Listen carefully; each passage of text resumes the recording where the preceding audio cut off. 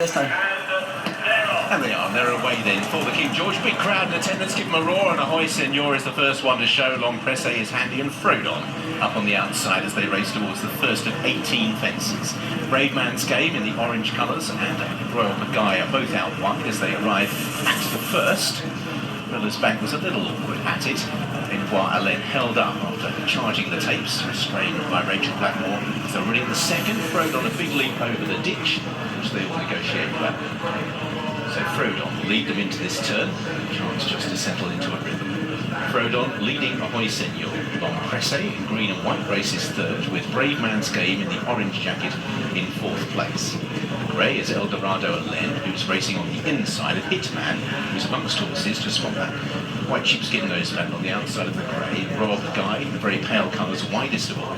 Miller's Bank in the cheek pieces, and the red, white and blue of Alain, as Frodon leads them with an increasing advantage towards the third. Frodon soars over it in majestic fashion. Mistake on the outside by Royale Pagaille, just shunting him back a length or so in these comparatively early stages. So Frodon towards another plain one.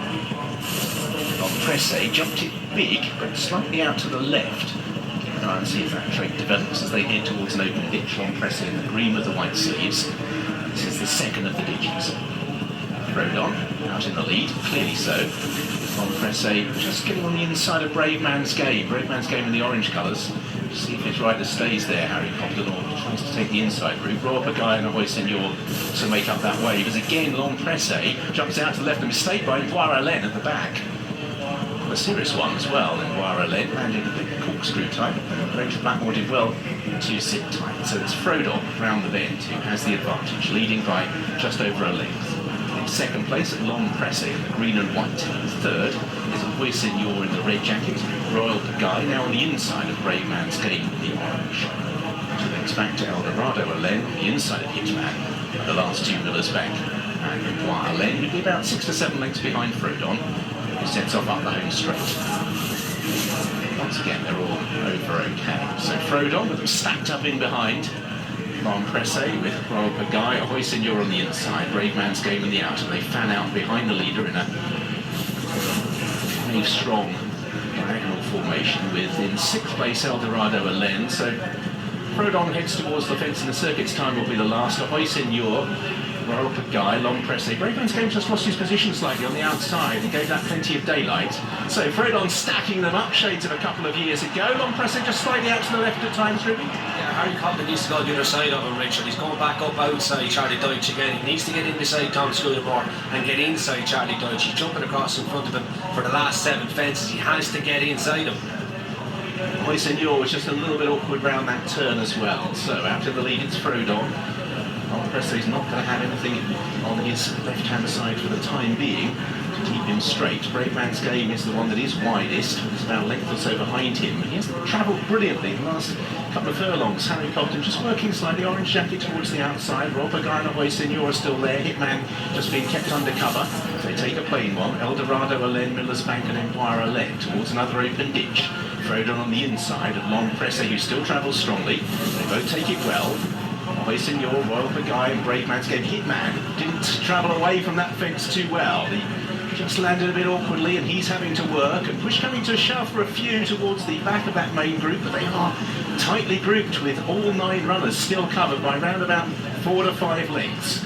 Frodon trying to lull them into a full sense of security by half a length from Long Presse. Bravemansgame out wider. Ahoy Senor so far been solid in the jumping department, tracks the lead in red and black. Then Royale Pagaille. Eldorado Alain is working. Hitman trying to get back in amongst them. Then Miller's Bank as they race towards the first down the back. And again, Long Presse over that line of fences jumps out to the left-hand side, making it awkward for Bravemansgame. They're still in second and third behind Frodon. Royale Pagaille being pushed along as the race begins to bubble up. Ahoy Senor as again Long Presse plunges at the fence, but he's still in there. He's got a big engine behind these Eldorado Alain. Hitman is under pressure. Then Miller's Bank. It's Frodon who leads this wave of 3 towards the 5th last. This is the final open ditch. Frodon over from Long Presse, Bravemansgame, Royale Pagaille and Ahoy Senor. 3 lengths to Eldorado Alain. Hitman is now under pressure as they race towards the final fence on this part of the track, and over in the lead it's Frodon. Long Presse continuing to pester Bravemansgame. Then Royale Pagaille Pagaille, Hoi Senor is shaken up. These 5 have been the front 5 for the final circuit, and they're trying to break away from the remainder. Frodon with Long Presse still travelling strongly on the outside in second place. Bravemansgame is in third. Royale Pagaille, Hoi Senor outpaced at this stage. Can they work back into it as Long Presse looms on the outside of Frodon on the run towards the third last. Bravemansgame in the orange colours trying to deliver a challenge. 3 from home. Long Presse. Bravemansgame now delivers his effort towards the outside. Frodon, Royale Pagaille rallying towards the inside. Then a Hoi Senor. Long Presse with Bravemansgame. But Harry Cobden on the outside. 2 from the finish of the King George. Long Presse picked up narrowly in front. Bravemansgame and they're down. They remain away from Royale Pagaille and Frodon. But Bravemansgame forges to the front of the King George. Goes a length clear. But in second place, Long Presse. They may jump well, but Long Presse pitches on landing and unseats Charlie Deutsch, who's left on the turn. The Bravemansgame provides Paul Nichols with another King George. And Harry Cobden in the saddle salutes the crowd. Royale Pagaille, Frodon, Eldorado, Alain, Hoi Senor, Miller's back in Bois-Relaine. A disconsolate Charlie Deutsch walks away. The horse just overjumped, landed a bit steeply, didn't touch the fence, but he was fighting a losing battle anyway, I fear. Pulled up towards the back hitman who was beaten off the home turn. But it is Bravemansgame. He didn't have an easy passage because Long Presse kept just jumping into his line of sight a little bit. Charlie Deutsch with a smile on his face, I can see him walking up the running, a rueful one. But the big grin will be for Harry Cobden. Bravemansgame for Paul Nichols. And there you can see Long Presse perfectly okay, which is the best news of all. Congratulations to John Dance and Brian Drew, the winning owners of the King George with Bravemansgame. Here's the battle. Long Presse on the left, Bravemansgame on the right, 2 out. What can you say about Paul Nichols, though, AP? Winning this for a 13th time, a 13-time champion trainer. This is a 2-year plan in the making, isn't it? Yeah, statistics don't lie yet. 13 King George's, phenomenal record, phenomenal training performance. We were actually watching this thinking Harry was in Long Presse's outside, he was jumping left and jumping nearly across him all the way, but maybe even out with the idea that he was going to keep him out wide and give him plenty of light. Whatever it was, it worked, he won, and that's all that matters. As I said, look, a brilliant training performance. You cannot speak highly enough of how good Paul Nichols is to win 13 King Georges. I didn't think it was anything that I'd ever hear someone say. It's an amazing record, one of the great records in sport. A 13th King George for Paul Nichols, steered home by Harry Cobden. Oh yes, 13 for Nichols, 2 for Cobden. And this horse really did it so well, Harry, because you were harassed by Long Presse jumping left, didn't you? It was all over the shop in the kindest possible way, you know. He just jumps a bit left at times, but this horse he's got a way of going now where I can just get him to race a bit behind the bridle, and he used to be a bit keen and probably do a bit too much, so I worked out to ride him. Paul's got him spot on for the day, and yeah, I mean, most amazing day this is. How classy is he? I mean, he's very good. If he was mine, I'd love to go straight to the Gold Cup and have a chance there.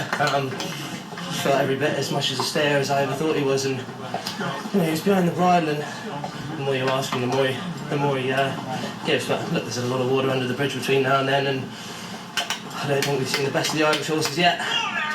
The big question, as you say, there will be now. We always look forward in racing to Cheltenham. This horse hasn't always been considered a Cheltenham type. On the back of that, will you go in and say to Paul, we've got to keep him fresh for the Gold Cup? But he's always gone there on his 5th or 6th run, you know, and we've learned that he doesn't take his racing very well. 3 or 4 runs a year is fine for him. He wouldn't want to. He puts a lot into it and he goes quite light. So you know, look, I'm telling you how to train him. Paul knows how to train him, not me. Amazing scene. Scott, you ride him every day. How good is he? I'd say he's the best I've sat on, and that's saying something. What's the best scene before him you've sat on? Wow. And who won this race, of course, in 2018? Yeah, so, yeah. That's no disrespect to him, but... Enjoy the reception, because it is a brave man's and a brave woman's game.